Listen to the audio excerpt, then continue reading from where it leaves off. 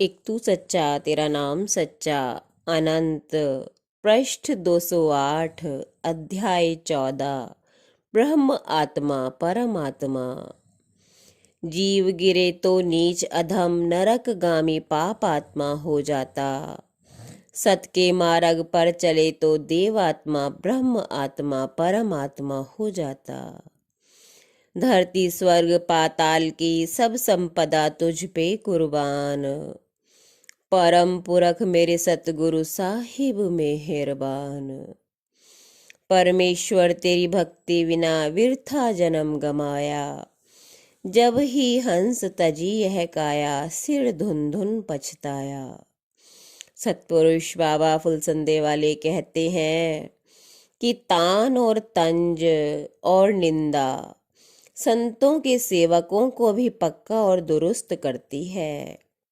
जो निंदा और बदनामी न होवे तो वे जैसे के तैसे कच्चे रहेंगे। निंदा और बदनामी सच्चे प्रेम की निशानी है और सिवाय आशिकों यानी सच्चे भक्तों के दूसरों की ताकत नहीं है कि दुनिया की बदनामी से बेखौफ होवें। निंदा और बदनामी प्रेम के बाजार की कोतवाल और मैल वह काई की सफाई करने वाली है। जैसे सबकी चाह संसारी पदार्थों में जन्म जन्म से चली आती है, वैसे ही परमार्थ की होवे तब कुछ काम इस जीव का बने।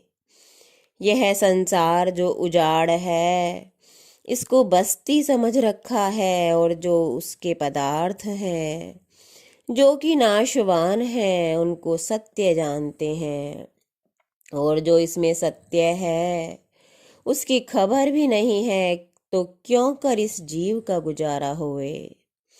और कैसे संतों के चरणों में लगे और कैसे सत्संग में लगे और क्यों कर निजात यानी मोक्ष होवे। नर देह छिन्न भंगी यानी क्षण भंगुर है, इस पर क्या गुरूर करना। जैसे पतझड़ के मौसम में दरख्तों के पत्ते झड़ जाते हैं, ऐसे ही यह भी थोड़े अरसे में जाता रहेगा। इस वास्ते मुनासिब है कि इसे मुफ्त में ना खोवें और अपने प्यारे मालिक का पता लगाकर उसकी सेवा और टहल में लगें।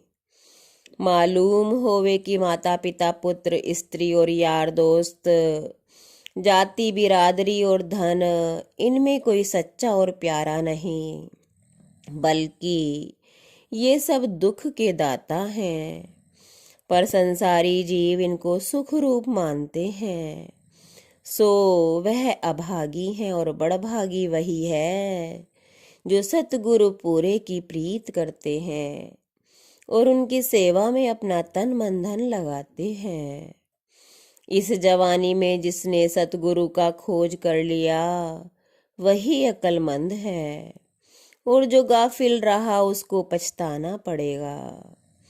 जाहिर में पूजा के वास्ते संतों की अकाल मूरत है और गैब में संत जिसका ध्यान करते हैं वो भी अकाल पुरुष ही है।